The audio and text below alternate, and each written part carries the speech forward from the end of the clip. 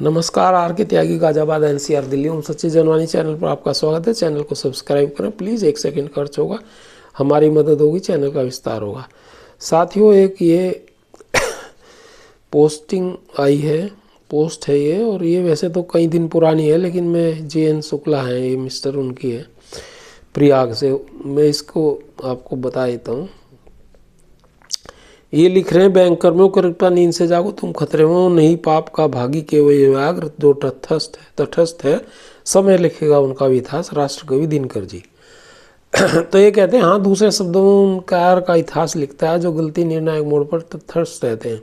आज बैंकिंग में व्याप्त फ्रेब समय में सच बताता है अपराध है, लेकिन किसी को तो सच सामने लाने के लिए मुखौटा उतारने का साथ जुटाना पड़ेगा। जब हम बैंक कर्मियों की बात करते हैं तो उसमें वे सभी शामिल हैं जो बैंकिंग में किसी भी पद पर काम कर रहे हैं या वे जो कभी काम कर रहे थे, आज उनके घरों को लौट चुके हैं और जिन्हें पेंशनर्स के नाम से जाना जाता है। जो बैंक कर्मी 31/3/2010 तक बैंक सेवाओं में शामिल हो गए थे, वे पेंशन स्कीम के हकदार हैं। ऐसे में ये ओल्ड पेंशन स्कीम की बात कर रहे हैं, न्यू पेंशन स्कीम या UPS में तो वो आज भी हैं, बाद वाले भी।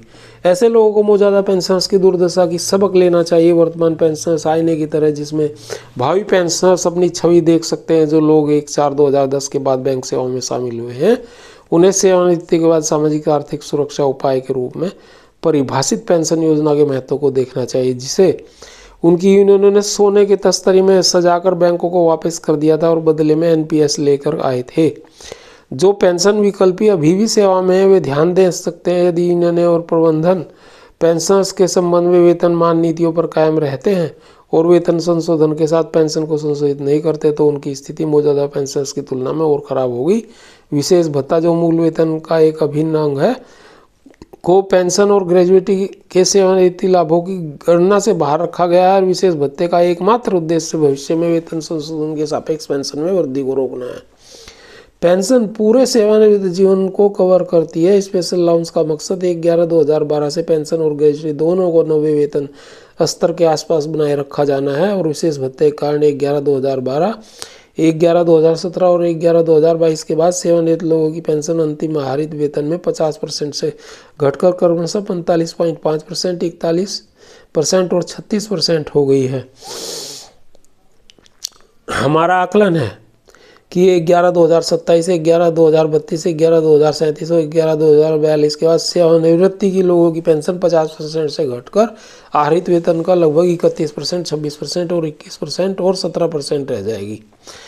2045 तक कोई भी पेंशन विकल्प इस सेवा में नहीं रहेगा और कार्यरत बैंक कर्मियों को हमारे आकलन को काल्पनिक मानकर खारिज नहीं करना चाहिए और किसी भ्रम में नहीं रहना चाहिए। पेंशन में को नवे समझौते के पेंशन लाभ के आसपास बनाए रखने के लिए प्रबंधन द्वारा सभी बड़ी यूनियनों के साथ मिलकर एक बड़ी साजिश रची गई है। कार्यरत बैंक कर्मियों का पेंशनर्स के प्रति उदासीन एवं अमानवीय व्यवहार देखकर दुख होता है। यूनियनें लगातार पेंशनर के हितों के खिलाफ समझौते कर रही हैं और कार्यरत बैंक कर्मी मूक दर्शक बने हुए हैं।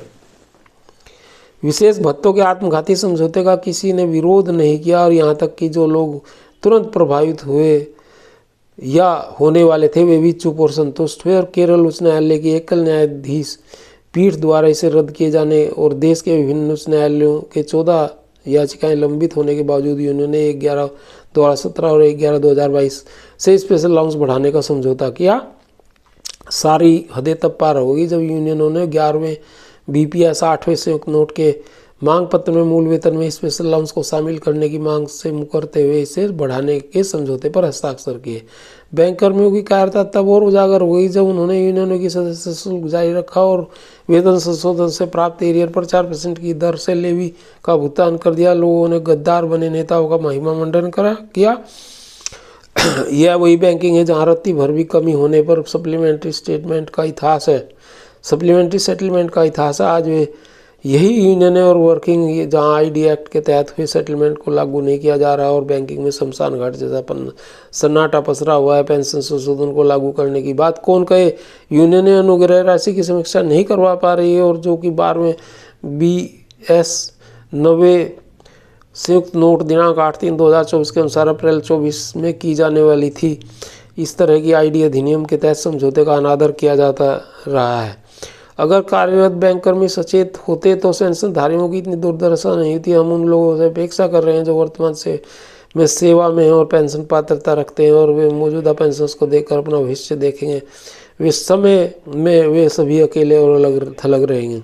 अगर बैंक वाले सचेत होते तो 2010 में पुरानी पेंशन स्कीम के स्थान पर एनपीएस लागू नहीं होती और जब वे जगे थे तो भारी विरोध के बावजूद पेंशन स्कीम हासिल हुई थी। अगर वे जागते तो 100% डीए विसंगति से इतना बड़ा नुकसान नहीं होता और यदि वे सतर्क होते तो उन्हें दूसरे पेंशन विकल्प के लिए इतना अधिक भुगतान नहीं करना पड़ता, वर्षों की पेंशन का नुकसान नहीं होता। यदि वे सचेत होते तो 1/11/2012 से विशेष भत्ता बनाकर पेंशन काटने की चाल सफल नहीं होती और यदि वे सतर्क होते तो विशेष भत्ते जो कि 11वें बीएस के दौरान न्यायाधीन था तो मूल वेतन के साथ विलय करने की मांग को उलट नहीं दिया गया होता और इसे 16.4 से 20% तक नहीं बढ़ाया गया होता और यदि वे सतर्क होते तो 12वें बीपीएस और 9th ज्वाइंट नोट में विशेष भत्ता 26.5% से 31.5% के बीच नहीं बढ़ता, जो कि न्यायाधीन है। उन्हें मालूम होना चाहिए कि पेंशन समझौते पर भले ही 29/10/1993 को हस्ताक्षर किए गए थे, लेकिन पेंशन से सेवानिवृत्ति के अगले महीने से लागू हो गई। जब वे जाग रहे थे तो उन्होंने सीपीएफ को रकम 6% साधारण ब्याज के साथ लौटा दी थी। जब वे जाग रहे थे तो 1986 से 31/10/1987 के बीच पेंशन भोगियों की पेंशन चौथा वेतन 5% 5वें वेतन संशोधन के सापेक्ष अद्यतन की गई थी। वे जब जाग रहे थे तब 7वें बीपीएस में 2 वेतनमान 1616/1684 को 8वें बीपीएस में पलट दिया गया था। हम सभी कार्यरत बैंक कर्मियों से आह्वान करते हैं कि वे जागें और प्रबंधन के साथ मिलकर बैंक कर्मियों पर रचे जा रहे यूनियन नेताओं के बुरे मंसूबों को विफल करें। सदस्यता शुल्क और लेवी का भुगतान करना बंद करें। नेताओं के वित्तीय जीवन रेखा को काट दें।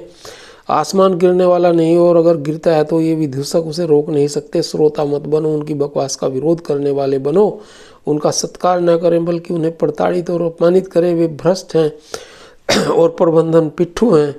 उन्हें एहसास दिलाएं कि वे बैंक कर्मियों के नौकर हैं, स्वामी बिल्कुल नहीं। उन्हें एहसास दिलाएं कि वे हर महीने आपके द्वारा सब्सक्रिप्शन के रूप में दिए गए टुकड़ों पर जीवित रहते हैं।